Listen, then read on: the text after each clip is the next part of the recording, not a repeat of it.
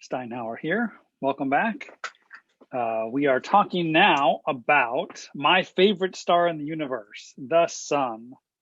And here is a little slide that gives some basic information on the features of the sun itself. Not that I want you to know these numbers, but they're interesting numbers to see and sort of compare to some other objects that you may be familiar with. So, for instance, its size. The sun is a pretty big place. How big is it? Well, 6.9 times 10 to the 8 meters. That probably doesn't give you much context. It's more than 100 times larger than the Earth in radius. So more than 100 Earths could fit across the diameter of the sun from one side to the other. So, you know, we're seeing some interesting things on the surface of the sun here, like some sunspots. We'll get to what those are later on. But for instance, these sunspots are way larger than actually the size of the Earth for scale. It's also a very massive thing. 2 times 10 to the 30th kilograms, which is almost an exact number and is a really nice round number. Again, I don't expect you to remember it, but it's actually a pretty easy number to remember. 2 times 10 to the 30th kilograms. And that is more than 100,000 times greater than the Earth. Interestingly, it is not as dense on average as the Earth is. You would expect it to be about more than a million times the mass of the Earth if they had the same density. But it is denser at the core than the Earth is, but most of it's rather fluffy. And of course, it's a bright thing. It's a 3.8 times 10 to the 26 watt light bulb. So that's some basic information about the sun itself. I want to talk a little bit now about, we're going to talk about some various regions of the sun. We'll talk about the core, talk about the radiative zone and the convection zone. This is the interior of the sun. And we have mathematical models that put in the relevant physics and output what the temperature, for instance, the temperature profile in the sun is. And by temperature profile, I mean not just at the surface, but at every layer of the sun. We think that the surface of the sun is a little less than 6,000 Kelvin. But as you go towards the center of the sun, it gets hotter and hotter and hotter and hotter. Our models tell us that. And here is an example of one of those models that shows where what the temperature is as a function of radius from the center. So these one-dimensional models are typical for the sun. So in this case, 0 is the center of the sun, and 1 is the exterior surface of the sun. So you're plotting temperature from the center outwards, and since the sun is pretty spherically symmetric, it doesn't matter what direction you go from the center of the sun, this should be the profile as you move out towards the edge. But this is a log scale over here, right? So it's deceiving as how much this changes. For instance, this is 1,000 Kelvin at the bottom of the scale. Now, even the surface of the sun is hotter than that, but it's not quite 10,000 Kelvin. It's more like 5,000 to 6,000 Kelvin, right? But very quickly as you move in, it gets very, very hot. Here's 10,000 Kelvin, here's 100,000, here's 1,000,000 Kelvin, and here's 10 million Kelvin. By the time you get to the center of the sun, in what we call the core, the temperature is well over 10 million Kelvin, more like 15 million Kelvin, which obviously is very hot. We'll talk about how these regions are defined, but the core, let's talk about it right now. The core is defined to be that region of the sun where it's hot enough, specifically approaching 10 million Kelvin, to burn hydrogen into helium, to have the proton-proton chain that we talked about before actually happen. And so this is the region in the sun where energy is being generated. That's how we define the core. The difference between the radiative zone and the convection zone is kind of best seen here. The radiative zone and the convection zone are differentiated by how energy is being transported in those areas. For instance, radiative zone, the bulk of the energy transport is just done by light, by photons, by radiation. So charged particles are moving really fast and accelerating fast and emitting large amounts of radiation, and it is that radiation, they're moving fast within a box, right? They're trapped where they are pretty much, just like the atoms in the gas in the room you're breathing right now. But those photons gradually leak outward, and that's what carries the energy in the core and the radiative zone outwards. You can see though, once the temperature gradient gets too strong, meaning the temperature is changing too rapidly, another process becomes more efficient than radiation, and that is convection. And in convection, we'll show some pictures later, but blobs of gas become buoyant, and they actually begin to rise. And so instead of photons being the primary source of energy transport, it's actually transport by bulk motions. You've got hot plasma rising to the surface, cooling off, and then sinking back down again. And so why does that happen? This is for this exact reason, that the temperature is changing so fast that these convective blobs become buoyant and they start to rise to the surface. Okay, so that's the temperature in the inside of the sun. Here's another plot of density. It looks very similar, but of course, different units and totally different concept here. But the x-axis is exactly the same. We're talking about from the surface at 1.0 all the way down to the center of the sun at radius 0. And so you can see the outer regions of the sun are really fluffy, right? This is grams per cubic centimeter is the unit over here, which is a useful unit. In fact, the gram was sort of defined by this unit such that water, a cubic centimeter of water, which is, maybe a playing die, if you've played Yahtzee recently, is about a cubic centimeter. That much water weighs about a gram, has a mass of about a gram, I should say. Exactly a gram, in fact. That's how we define the gram. And so you can see the density of water here as definition is 10 to the 0. 10 to the 0 is 1. And so water has a density of 1 gram per cubic centimeter. Air, being quite a bit less dense than that, is way down here at 10 to the minus 3 or so grams per cubic centimeter. And the surface of the sun is well less dense than that. It's way down here at 10 to the minus 6 or so at the very surface of the sun. Now, the density goes way up as you go in towards the sun. Now, you're familiar with density probably. If you pick up an iron bar, it's going to be way a lot more than the same size objects that's made of Nerf football, for instance, right? Those two things have very different densities, the same volume and very different masses. But here we've got basically the same composition of the sun as we move in. It's just getting, why is it increasing in density as we go down to the center? All of the layers on top, and we're talking about a huge amount of mass, are bearing down upon that layer of the sun. And so as you go deeper and deeper into the sun, there's more and more layers bearing down on it, and it's compressing it tighter and tighter. And since the sun and hydrogen and helium gas is a very compressible fluid, unlike, say, water, then the density just goes up and up and up as you go towards the center. So dense, in fact, that by the time you get to the middle of this radiative zone, it's as dense as water. And by the time you get to the core, it's as dense as some metals on Earth. And by the time you get to this very center of the sun, it's way denser than anything that we encounter naturally here on the Earth. And so the sun overall, on average, has less density than the Earth does, but it's a very not even density distribution, right? The Earth doesn't vary in density dramatically from its core to, say, the surface. The sun does vary in density dramatically from the center out to the edges of it. Okay, we've already talked about these layers, but let's actually draw a nicer picture and show you not only the layers of the interior of the sun, but let's go to the outside of the sun and talk about what's going on there as well. So again, we defined this before, but going from the inside of the sun outwards, you have the core, and that's defined to be that region of the sun where it's hot enough that you can actually burn hydrogen into helium. Everything outside of that is not hot enough to burn hydrogen and helium. There's no fusion going on in the radiative zone or the convective zone.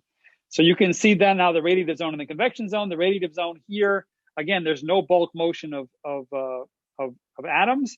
They're moving around within their little box contained within wherever they are, but there's no bulk motion of those objects. And so the dominant form of energy getting out from that point is radiation. And energy does need to get out. I should make this point, right? 3.8 times 10 to the 26 joules of energy are being radiated away from the surface of the sun that same amount of energy is being generated in the center of the sun. And so that energy has to, on average, be traveling through every layer of the sun on the way out. So everything that's generated in the sun, and all the energy that's generated in the sun, and all of the energy is generated there, has to get out of it, has to get out at the same rate that it's being generated. And so that happens in two ways. It happens by photons in the radiative zone, and in the convection zone, as we described before. You can sort of see it diagrammed here. You have hot blobs of material at the base of the convection zone getting heated up by those photons. They expand a little bit. They become buoyant, just like hot air balloons do. That hot gas becomes buoyant and rises with respect to the rest of the sun. It reaches the surface of the sun. It radiates away that energy and cools off. And then when it cools off, it becomes less. It becomes denser, and it sinks down with relative to the rest of the sun. And you have a repeating cycle of material rising, becoming buoyant, rising to the surface, and falling back down again. This is similar. You see this in bowls of soup sometimes. If you've got a nice insulated bowl and you've got a hot bowl of soup there, of say miso or something where you can actually track the motions of the particles, you'll actually see convective cells develop because the cooling's happening at the surface. And so the hot blobs at the bottom become buoyant and they actually start to rise to the surface. This is not dissimilar to a hot bowl of soup. That's the interior of the sun. Those are the layers: core, radiative zone, convection zone. The rest of these are all atmospheric layers. These are layers that we can see with a telescope, right? Photosphere literally means sphere of light. Photo meaning light, sphere meaning sphere, right? So the photosphere is, if you look at the sun, and I don't recommend looking at the sun directly, but if you were, you would see the photosphere directly. That is the visible surface of the sun. These sunspots happen on the surface of the sun in the photosphere. If you look at the sun with a particular filter and filter out all the colors but a certain special ones, then you'll see a layer of the sun's atmosphere that's slightly higher, and we call that the chromosphere. Chromo literally means color, sphere of color. And the chromosphere is a higher layer of the atmosphere. There's other things going on. I'll show you some pictures of the chromosphere and how it's related to the photosphere in a couple of slides, but it is the next layer on top of the photosphere. Some light comes from the chromosphere. Most of the light comes from the photosphere, though. And finally, the corona is the outermost region of the solar atmosphere. And these are often made up of particles that aren't even bound to the sun anymore, but are leaving at a rather rapid rate, and extend several solar radii, out from the photosphere, say. The corona can get quite large. Let's talk about these one at a time. How does light get out? How does energy get out? In the radiative zone, as I said before, it's photons carrying energy out. So how does this work? Well, we know that the hotter the temperature is, the more energetic the photons that it will be giving off. And so since there's a temperature gradient from the inside to the outside, it's hotter to cooler, these regions of the sun on the left, or closer to the center, are emitting higher energy photons than over here. And so there's a net flow of those photons outwards, even though the photons themselves don't travel very far, right? Before they hit another object.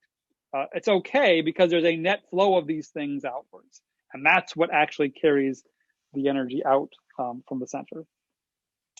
Here's a nice diagram of convection. If you saw it from the side, you're seeing the convection cells rise up to the top here, radiate away their energy, and you can fall back down here. You can even see this on the surface. We'll show you some pictures of the sun where you can see this.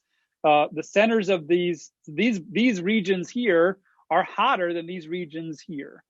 How can you tell that? Because it's brighter. Remember what happens when objects get brighter. When objects get hotter, they get brighter. And that's exactly what's happened here. You've got this region, which is hotter than this region. This region is the top of a convective cell that's pushing gas upwards. That gas radiates away its energy. It moves off to the side and cools down where it actually gets fainter, and then becomes more dense and actually falls back down in these chutes that develop between the they call these things granules on the surface of the sun.